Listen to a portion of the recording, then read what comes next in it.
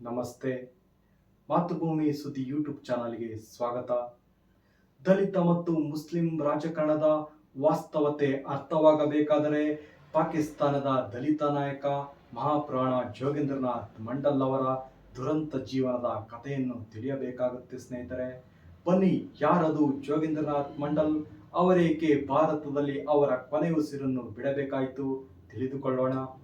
ಈಗಿನ ಬಾಂಗ್ಲಾದೇಶ ಅಂದರೆ ಆಗಿನ ಪೂರ್ವ ಬಂಗಾಳದ ಬಾರಿಸ್ನಲ್ಲಿ 29 ಜನವರಿ 1904ರಲ್ಲಿ ಜನಿಸಿದವರು ಜೋಗೇಂದ್ರನಾಥ್ ಮಂಡಲ್. ಅಂದರೆ ಕಳೆದ 29 ಜನವರಿ 2024ಕ್ಕೆ ಅವರು ಜನಿಸಿ 120 ವರ್ಷಗಳು ಸಂದಿತು. ಅಂಬೇಡ್ಕರ್ ಅವರ ನಂತರ ದೇಶ ಕಂಡ ಖ್ಯಾತ ದಲಿತ ನಾಯಕರಾಗಬಹುದಾಗಿದ್ದ ಜೋಗೇಂದ್ರನಾಥ್ ಮಂಡಲ್ ಅವರ ಜನ್ಮ ಶತಮಾನೋತ್ಸವ ಮುಗಿದೇ ಹೋದರೂ ಯಾವ ದಲಿತ ನಾಯಕರು, ಸಂಘಟನೆಗಳು ಅವರನ್ನು ನೆನಪಿಸಿಕೊಳ್ಳದೇ ಇರುವುದರಲ್ಲಿ ದಲಿತ ನಾಯಕರ ತಪ್ಪಿಲ್ಲ ಬಿಡಿ. ಏಕೆಂದರೆ ಕಾಂಗ್ರೆಸ್, ಕಮ್ಯುನಿಸ್ಟ್ ಇತಿಹಾಸಕಾರರು ಅವಿಭಾಜಿತ ಬಂಗಾಳದ ಮಹಾನ್ ದಲಿತ ನಾಯಕರಾಗಿದ್ದ ಮಹಾಪ್ರಾಣ ಜೋಗೇಂದ್ರನಾಥ್ ಮಂಡಲ್ ಅವರ ಬಗ್ಗೆ ನಮ್ಮ ಇತಿಹಾಸ ಪುಸ್ತಕಗಳಲ್ಲಿ ಕನಿಷ್ಠ ಒಂದು ಸಾಲನ್ನು ಬರೆಯಲಿಲ್ಲ. ಮಹಾಪ್ರಾಣ ಜೋಗೇಂದ್ರನಾಥ್ ಮಂಡಲ್ ಅವರಂತಹ ಮಹಾನ್ ದಲಿತ ನಾಯಕನ ಚರಿತ್ರೆಯನ್ನು ದೇಶದ ಜನಸಾಮಾನ್ಯರಿಂದ ಮುಚ್ಚಿಟ್ಟಿರುವುದಾದರೂ ಏಕೆ? ಅದರಿಂದ ಯಾರಿಗೆ ಲಾಭ? ಸತ್ಯ ಎನ್ನುವುದು ಸೂರ್ಯನಂತೆ. ಮೂರ್ಖರು ಕೊಡೆ ಹಿಡಿದು ಸೂರ್ಯನಿಲ್ಲ ಎನ್ಬಹುದು, ಆದರೆ ಕೊಡೆಯಾಚೆಗಿನ ಜಗತ್ತಿಗೆ ಆ ಬೆಳಕು ಹರಡುತ್ತಿರುತ್ತದೆ. ತನ್ನಿಡೀ ಜೀವನವನ್ನು ದಲಿತರ ಏಳಿಗೆಗಾಗಿ ಸವಿಸಿದ ಆ ಮಹಾನ್ ಜೀವಿಯನ್ನು ನೆನಪಿಸಿಕೊಳ್ಳುವುದೇ ನಾವು ಅವರಿಗೆ ನೀಡಬಹುದಾದ ಪುಟ್ಟ ಗೌರವ. ಕಾನೂನು ಪದವೀಧರರಾಗಿದ್ದ ಜೋಗೇಂದ್ರನಾಥ್ ಮಂಡಲ್ ಅವರು ಜಾತಿಯಿಂದ ದಲಿತ ವರ್ಗಕ್ಕೆ ಸೇರಿದ ನಾಮಶೂದ್ರರಾಗಿದ್ದರು. ಅವರ ರಾಜಕೀಯ ಜೀವನ ಆರಂಭವಾಗಿದ್ದು 1937ರಲ್ಲಿ ಸ್ವತಂತ್ರ ಅಭ್ಯರ್ಥಿಯಾಗಿ ಸ್ಪರ್ಧಿಸಿ ಸರಲ್ ಕುಮಾರ್ ದತ್ತ ಅವರನ್ನು ಸೋಲಿಸುವ ಮೂಲಕ. ನೆನಪಿರಲಿ, ಅವರು ಮೊದಲು ಬಾರಿಗೆ ಜಯಿಸಿದ ಕ್ಷೇತ್ರ ಜನರಲ್ ಕ್ಯಾಟಗರಿಗೆ ಸೇರಿತ್ತು. ಅಲ್ಲಿ ದಲಿತರು ಗಣನೀಯ ಪ್ರಮಾಣದಲ್ಲೇನೂ ಇರಲಿಲ್ಲ. ಸ್ವತಃ ಸರಲ್ ಕುಮಾರ್ ದತ್ತ ಅವರು ಕಾಂಗ್ರೆಸ್ಸಿನ ಜಿಲ್ಲಾಧ್ಯಕ್ಷರಾಗಿದ್ದಂಥವರು. ಅಂತಹ ಜಾಗದಲ್ಲಿ ಕಾಂಗ್ರೆಸ್ನನ್ನು ಸೋಲಿಸಿ ಗೆದ್ದು ಬಂದಂತಹ ಬಲಿಷ್ಠ ರಾಜಕಾರಣಿ ಜೋಗೇಂದ್ರನಾಥ್ ಮಂಡಲ್ ಅವರು. ಅವರ ಪ್ರಬಲ ನಾಯಕತ್ವದ ಕಾರಣಕ್ಕಾಗಿಯೇ ಅವಿಭಾಜಿತ ಬಂಗಾಳದ ಜನರು ಜೋಗೇಂದ್ರನಾಥ್ ಮಂಡಲ್ ಅವರನ್ನು ಪ್ರೀತಿಯಿಂದ ಮಹಾಪ್ರಾಣ ಜೋಗೇಂದ್ರನಾಥ್ ಮಂಡಲ್ ಎಂದು ಸಂಬೋಧಿಸುತ್ತಿದ್ದರು. ಸುಭಾಷ್ ಚಂದ್ರ ಬೋಸ್ ಅವರಿಂದ ಪ್ರಭಾವಿತರಾಗಿದ್ದ ಜೋಗೇಂದ್ರನಾಥ್ ಮಂಡಲ್ ಅವರು ಬೋಸ್ ಅವರ ಮೇಲಿನ ಗೌರವಕ್ಕಾಗಿ ಕಾಂಗ್ರೆಸ್ ಟಿಕೆಟ್ನಲ್ಲಿಯೂ ಸ್ಪರ್ಧಿಸಿ ಗೆದ್ದು ಬಂದಿದ್ದರು. ಮುಂದೆ ಗಾಂಧೀಜಿಯವರು ಬೋಸ್ ಅವರನ್ನು ಕಾಂಗ್ರೆಸ್ನಿಂದ ಹೊರಹಾಕಿದ್ರು. ನಂತರ ಮುಸ್ಲಿಂ ಲೀಗ್ ಸೇರಿಕೊಂಡರು ಜೋಗೇಂದ್ರನಾಥ್ ಮಂಡಲ್. ನಂತರ ಡಾಕ್ಟರ್ ಬಾಬಾ ಸಾಹೇಬ್ ಅಂಬೇಡ್ಕರ್ ಅವರೊಂದಿಗೆ ಸೇರಿಕೊಂಡು ಬಂಗಾಳದ ಶೆಡ್ಯೂಲ್ ಕ್ಯಾಸ್ಟ್ ಫೆಡರೇಷನ್ ಸ್ಥಾಪಿಸಿ ಅದರ ಹೊಣೆಯನ್ನು ಹೆಗಲಿಗೇರಿಸಿಕೊಂಡರು. ಅವಿಭಾಜಿತ ಬಂಗಾಳದ 2 ಸರ್ಕಾರಗಳಲ್ಲಿ 1943, 1946, ಮಧ್ಯಂತರ ಭಾರತ ಸರ್ಕಾರದಲ್ಲಿ 1946, 1947 ಹಾಗೂ ಪಾಕಿಸ್ತಾನ ಸರ್ಕಾರದಲ್ಲೂ 1947, 1950 ಸಚಿವರಾಗಿದ್ದ ಏಕೈಕ ದಲಿತ ನಾಯಕರೆಂದರೆ ಅವರು ಜೋಗೇಂದ್ರನಾಥ್ ಮಂಡಲ್ ಅವರು. ಕಾಂಗ್ರೆಸ್ಸಿನ ಮೇಲ್ಜಾತಿ ರಾಜಕಾರಣವನ್ನು ವಿರೋಧಿಸಿ ಪರ್ಯಾಯ ದಲಿತ ರಾಜಕಾರಣವನ್ನು ಬಂಗಾಳದಲ್ಲಿ ಪ್ರಬಲವಾಗಿ ಮುನ್ನಡೆಸುತ್ತಾ 1943ರ ವೇಳೆಗೆ ತನ್ನ ಬೆನ್ನಿಗೆ 21 ದಲಿತ ಜನಪ್ರತಿನಿಧಿಗಳ ಬೆಂಬಲವನ್ನಿಟ್ಟುಕೊಂಡಿದ್ದ ಜೋಗೇಂದ್ರನಾಥ್ ಮಂಡಲ್ ಅವರ ಮೇಲೆ ಮುಸ್ಲಿಂ ಲೀಗಿನ ಕಣ್ಣು ಸಹಜವಾಗಿ ಬಿತ್ತು. ಕಾಂಗ್ರೆಸ್ ವಿರುದ್ಧ ನಿಗಿನಿಗಿ ಕೆಂಡವಾಗಿದ್ದ ಮುಸ್ಲಿಂ ಲೀಗ್ ಮುಸ್ಲಿಮರಿಗಾಗಿ ಪ್ರತ್ಯೇಕ ದೇಶ ಪಡೆಯುವ ತಮ್ಮ ಅಜೆಂಡವನ್ನು ಈಡೇರಿಸಿಕೊಳ್ಳಲು ದಲಿತ ನಾಯಕ ಜೋಗೇಂದ್ರನಾಥ್ ಮಂಡಲ್ ಅವರನ್ನು ಬಳಸಿಕೊಳ್ಳುವ ಸ್ಕೆಚ್ ಹಾಕಿತು. ಇಂತಹ ಧೂರ್ತ ಉದ್ದೇಶವನ್ನಿಟ್ಟುಕೊಂಡು 1943 ಫೆಬ್ರವರಿ ತಿಂಗಳಲ್ಲಿ ಜೋಗೇಂದ್ರನಾಥ್ ಮಂಡಲ್ ಅವರನ್ನು ಸಂಪರ್ಕಿಸುವ ಮುಸ್ಲಿಂ ಲೀಗಿನ ನಾಯಕ ಆಗಿನ ಫಜ್ವಾಲ್ ಉಲ್ ಹಕ್ ನೇತೃತ್ವದ ಬಂಗಾಳದ ಸರ್ಕಾರವನ್ನು ಉರುಳಿಸಿ ಮುಸ್ಲಿಂ ಪ್ಲಸ್ ದಲಿತ ಸೂತ್ರದ ಸರ್ಕಾರವನ್ನು ತರುವ ಆಫರನ್ನು ಮುಂದಿಡುತ್ತಾರೆ. ದಲಿತರ ಏಳಿಗೆಗಾಗಿ ಪರಿಶುದ್ಧ ಮನಸ್ಸಿನಿಂದ ಕೆಲಸ ಮಾಡುತ್ತಿದ್ದ ಮಂಡಲ್ ಅವರಿಗೆ ಸರ್ಕಾರದಲ್ಲಿದ್ದರೆ ದಲಿತರ ಶ್ರೇಯೋಭಿವೃದ್ಧಿಗೆ ಕೆಲಸ ಮಾಡಬಹುದು ಅನಿಸುತ್ತದೆ. ಕಡೆಗೆ ಭಾರತ ವಿಭಜನೆಯಾಗಿ ಪಾಕಿಸ್ತಾನ ಹುಟ್ಟಿಕೊಂಡಾಗ ಆ ದೇಶದ ಮೊದಲ ಕಾನೂನು, ಕಾರ್ಮಿಕ, ಕಾಮನ್ವೆಲ್ತ್ ಮತ್ತು ಕಾಶ್ಮೀರ ವ್ಯವಹಾರಗಳ ಸಚಿವರಾದವರು ಜೋಗೇಂದ್ರನಾಥ್ ಮಂಡಲ್.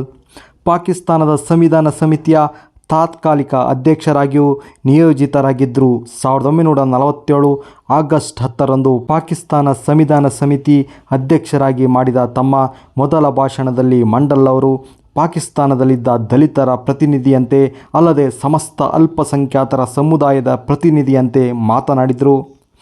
ಅಲ್ಪಸಂಖ್ಯಾತರಿಗೆ ಪಾಕಿಸ್ತಾನದಲ್ಲಿ ಎಲ್ಲ ಸಿಗಬೇಕು ಮತ್ತು ಅಲ್ಪಸಂಖ್ಯಾತರ ನಿಷ್ಠೆಯು ತಾವಿರುವ ದೇಶದ ಕಡೆಗೆ ಇರಬೇಕು. ಹೀಗೆ ಮುಸ್ಲಿಂ ಲೀಗ್ ಜೊತೆ ಸೇರಿಕೊಂಡು ದಲಿತ ಮುಸ್ಲಿಂ ಐಕ್ಯತೆ ರಾಜಕಾರಣ ಮಾಡಿ ಪ್ರತ್ಯೇಕ ಪಾಕಿಸ್ತಾನವನ್ನು ಗಳಿಸಿಕೊಂಡು ಮುಸ್ಲಿಂ ಬಾಹುಳ್ಯದ ಪಾಕಿಸ್ತಾನದಲ್ಲಿ ದಲಿತರ ಬದುಕು ಭವ್ಯವಾಗಿರಲಿದೆ ಎಂದು ನಂಬಿಕೊಂಡಿದ್ದ ಜೋಗೇಂದ್ರನಾಥ್ ಮಂಡಲ್ ಅವರಿಗೆ ದಲಿತ ಮುಸ್ಲಿಂ ಐಕ್ಯತೆಯ ಭ್ರಮೆ ಕಳಿಚಲು ಹೆಚ್ಚು ಸಮಯ ಹಿಡಿಯಲಿಲ್ಲ. 1950ರ ಅಕ್ಟೋಬರ್ ತಿಂಗಳಲ್ಲಿ ಆದರೆ ಪಾಕಿಸ್ತಾನ ಸ್ಥಾಪನೆಯಾದ 3 ವರ್ಷಗಳಲ್ಲಿ ಅವರಿಗೆ ಇಸ್ಲಾಂ ಮತಾಂಧೆಯ ಅರಿವಾಗಿ ಹೋಗಿತ್ತು. ಪಾಕ್ ಪ್ರಧಾನಿ ಮತ್ತು ಮುಸ್ಲಿಂ ಲೀಗ್ ಸೇರಿಕೊಂಡು ಪಾಕಿಸ್ತಾನವನ್ನು ಇಸ್ಲಾಮಿಕ್ ರಾಷ್ಟ್ರ ಮಾಡಲು ಹೊರಟಾಗ ಜೋಗೇಂದ್ರನಾಥ್ ಮಂಡಲ್ ಅವರು ವಿರೋಧಿಸಿದರು. ಮುಸ್ಲಿಂ ಲೀಗ್ ನಾಯಕರ ಕಣ್ಣು ಕೆಂಪಾಗಲು ಅದಕ್ಕಿಂತ ಕಾರಣ ಬೇಕಿತ್ತೆ. ಅಷ್ಟಕ್ಕೂ ಪ್ರತ್ಯೇಕ ಮುಸ್ಲಿಂ ದೇಶದ ಬೇಡಿಕೆ ಈಡೇರಿದ ನಂತರ ಜೋಗೇಂದ್ರನಾಥ್ ಮಂಡಲ್ ಅವರು ಮತ್ತು ದಲಿತ ಮುಸ್ಲಿಂ ರಾಜಕಾರಣದ ಅವಶ್ಯಕತೆಯು ಮುಸ್ಲಿಂ ಲೀಗಿನ ನಾಯಕರಿಗೆ ಇರಲಿಲ್ಲ. ಹೀಗಾಗಿ ಮುಸ್ಲಿಂ ಲೀಗ್ ನಾಯಕರು ಜೋಗೇಂದ್ರನಾಥ್ ಅವರನ್ನು ಕಡೆಗಾಣಿಸಲಾರಂಭಿಸಿದರು. 1949ರ ವೇಳೆಗೆ ಪೂರ್ವ ಪಾಕಿಸ್ತಾನದಲ್ಲಿ ದಲಿತ ನಾಮಶೂದ್ರರ ಮೇಲೆ ಮೂಲಭೂತವಾದಿಗಳು ಮುಗಿಬಿದ್ದರು. ಕೋಮು ಗಲಭೆಗಳು ನಿತ್ಯದ ಗೋಳಾಗಿ ತೊಡಗಿತು. ರಕ್ತ ಹರಿಯಿತು. ಹೆಣ್ಣು ಮಕ್ಕಳು ಮಾನಭಂಗವಾಯಿತು. ದಿಕ್ಕು ತೋಚದೆ 4 ಲಕ್ಷದಷ್ಟು ದಲಿತ ನಿರಾಶ್ರಿತರು ಭಾರತದ ಬಾಗಿಲಿಗೆ ಬಂದರು. ಇವೆಲ್ಲವನ್ನು ನೋಡಿ ದಲಿತ ನಾಯಕ ಜೋಗೇಂದ್ರನಾಥ್ ಮಂಡಲ್ ಹೇಗೆ ತಾನೇ ಸುಮ್ಮನಿದ್ದರು. 1950ರ ಅಕ್ಟೋಬರ್ ವೇಳೆಗೆ ತನ್ನ ಅನಾರೋಗ್ಯದ ಪೀಡಿತ ಮಗನನ್ನು ನೋಡುವ ಉದ್ದೇಶವನ್ನಿಟ್ಟುಕೊಂಡು ಕೋಲ್ಕತ್ತಾಕ್ಕೆ ಬಂದಿಳಿದ ಜೋಗೇಂದ್ರನಾಥ್ ಮಂಡಲ್ ಅವರು ಅಕ್ಷರಶಃ ಕುಸಿದು ಹೋಗಿದ್ದರು. ದಲಿತ ಮುಸ್ಲಿಂ ಐಕ್ಯತೆಯ ಭ್ರಮೆಯನ್ನು ಮುಸ್ಲಿಂ ಲೀಗ್ ನಾಯಕರೇ ಕಳಚಿ ಕಳುಹಿಸಿದರು. ಕೋಲ್ಕತ್ತಾದಿಂದಲೇ ಆಗಿನ ಪಾಕಿಸ್ತಾನದ ಪ್ರಧಾನಿಯಾಗಿದ್ದ ಲಿಯಾಖತ್ ಅಲಿ ಖಾನ್ ಅವರಿಗೆ ಸುಮಾರು 21 ಪುಟಗಳ ಸುದೀರ್ಘ ಪತ್ರ ಬರೆದು ರಾಜೀನಾಮೆ ನೀಡಿದರು ಜೋಗೇಂದ್ರನಾಥ್ ಮಂಡಲ್. ಸ್ನೇಹಿತರೆ, ಜೋಗೇಂದ್ರನಾಥ್ ಮಂಡಲ್ ಅವರು ಪಾಕಿಸ್ತಾನದ ಪ್ರಧಾನಿಗೆ ಬರೆದ ಪತ್ರವು ನಿಮಗೆ ವೆಬ್ಸೈಟಲ್ಲಿ ಸರ್ಚ್ ಮಾಡಿದರೆ ಸಿಗುತ್ತೆ. ಅದನ್ನು ನೀವು ಓದಬಹುದು. ಜೋಗೇಂದ್ರನಾಥ್ ಮಂಡಲ್ ಅವರನ್ನು ನಂಬಿ ಪಾಕಿಸ್ತಾನಕ್ಕೆ ಹೋದ ದಲಿತ ಬಂಧುಗಳ ಕಥೆ ಏನಾಯಿತು ಎನ್ನುವುದನ್ನು ಖುದ್ದು ಮಂಡಲ್ ಅವರೇ ತಮ್ಮ ಸುದೀರ್ಘ ರಾಜೀನಾಮೆ ಪತ್ರದಲ್ಲಿ ವಿವರಿಸಿದ್ದಾರೆ.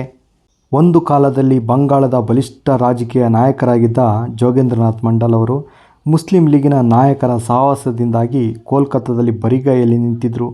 ಬಹಳ ಕಷ್ಟದಿಂದ ಕೋಲ್ಕತ್ತಾದಲ್ಲೊಂದು ಪುಟ್ಟ ಸೂರು ಮಾಡಿಕೊಂಡರಾದರೂ ತಮ್ಮ ಕಡೆಯ ದಿನಗಳನ್ನು ಸ್ಲಮ್ಗಳಲ್ಲೇ ಕಳೆದರು.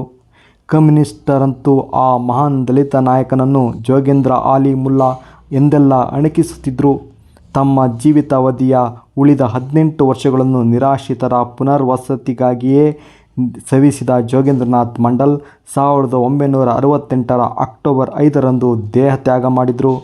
ಇಂತಹ ಹಲವಾರು ಹೃದಯ ವಿದ್ರಾವಕ ವಿಷಯಗಳನ್ನು ಜೋಗೇಂದ್ರನಾಥ್ ಮಂಡಲ್ ಅವರು ರಾಜೀನಾಮೆ ಪತ್ರದಲ್ಲಿ ತೆರೆದಿಟ್ಟಿರುತ್ತಾರೆ. ಸ್ನೇಹಿತರೆ, ಜೋಗೇಂದ್ರನಾಥ್ ಮಂಡಲ್ ಅವರು ಮುಸ್ಲಿಂ ಲೀಗ್ನ ಜೊತೆಗೆ ಹೋಗದೆ ಭಾರತದಲ್ಲೇ ಉಳಿದುಕೊಂಡು ದಲಿತ ರಾಜಕಾರಣವನ್ನು ಮಾಡಿದರೆ ಭಾರತದ ರಾಜಕೀಯ ದಿಕ್ಕೇ ಬದಲಾಗಿರುತ್ತಿತ್ತು. ಏನು ಕಾಂಶಿರಾಮ್ ಅವರು ಬರುವವರೆಗೂ ದಲಿತರು ಕಾಯಬೇಕಾದ ಅನಿವಾರ್ಯತೆಯು ಬಹುಶಃ ಇರುತ್ತಿರಲಿಲ್ಲ. ಆದರೆ ಜೋಗೇಂದ್ರನಾಥ್ ಹಾಗೂ ಬಂಗಾಳದ ದಲಿತರ ಜೀವನದಲ್ಲಿ ಸುಡು ಬೆಂಕಿಯಾಗಿ ಬಂದಿದ್ದು ಮುಸ್ಲಿಂ ಲೀಗ್. ಅವರ ಉದ್ದೇಶ ಸಾಧನೆಗಾಗಿ ಜೋಗೇಂದ್ರನಾಥರು ಹಾಗೂ ದಲಿತರು ಗುರುಣಿಯಾಗಿ ಬಳಸಲ್ಪಟ್ಟರು. ನಿಮಗೆ ಗೊತ್ತಿರಲಿ, ದಲಿತ ಮುಸ್ಲಿಂ ರಾಜಕಾರಣ ಮತ್ತು ದೇಶ ವಿಭಜನೆಯಿಂದಾಗಿ ಅತಿ ಹೆಚ್ಚು ಸಾವು ನೋವು ನಷ್ಟ ಅನುಭವಿಸಿದವರು ಪೂರ್ವ ಬಂಗಾಳದ ದಲಿತರು, ಆದಿವಾಸಿಗಳು. ತಮ್ಮದಲ್ಲದ ತಪ್ಪಿಗೆ ಬಲಿಯಾದ ಆ ಅಮೂಲ್ಯ ಮತ್ತು ಅಮಾಯಕ ಜೀವನಗಳ ಸಾವಿನ ಹೊಣೆಯನ್ನು ಯಾರು ಹೊರುತ್ತಾರೆ? ದಲಿತ ಮತ್ತು ಮುಸ್ಲಿಂ ರಾಜಕಾರಣದ ವಾಸ್ತವ ಏನು ಎಂಬುದು ನಿಮಗೆ ಅರ್ಥವಾಗಿರಬೇಕು ಸ್ನೇಹಿತರೆ. ಯಾರು ಜೋಗೇಂದ್ರನಾಥ್ ಮಂಡಲ್ ಅವರ ಜೊತೆ ಪಾಕಿಸ್ತಾನಕ್ಕೆ ಹೋಗಿದ್ರು ದಲಿತರು, ಅವರನ್ನು ಪುನಃ ಭಾರತಕ್ಕೆ ಕರೆದುಕೊಂಡು ಬರುವ ಮತ್ತು ಅವರಿಗೆ ಭಾರತದ ಪೌರತ್ವವನ್ನು ಕೊಡುವ ಸಹಾಯವಾಗುವಂತಹ ಕಾಯ್ದೆ ಇದು. ಆದರೆ ಅದೇ ಕಾಯ್ದೆಯನ್ನು ಮುಸ್ಲಿಮರ ಜೊತೆ ಸೇರಿ ಸಂಘಟನೆಗಳು ಅದನ್ನು ವಿರೋಧ ಮಾಡುತ್ತಿದ್ದಾರೆ. ಇದೇ ಭಾರತದ ಮಣ್ಣಿನಲ್ಲಿ ಹುಟ್ಟಿದ ದಲಿತರಿಗೆ ಇಲ್ಲಿ ನ್ಯಾಯ ಕೊಡುವುದು ಬೇಡವೇ? ಪುನಃ ಅವರು ಭಾರತದೊಳಗೆ ಬರಲಿ, ನೆಮ್ಮದಿಯಿಂದ ಜೀವನ ಮಾಡಲಿ. ಜೈ ಹಿಂದ್, ಭಾರತ್ ಮಾತೆಗೆ ಜಯವಾಗಲಿ. ನಮಸ್ತೆ.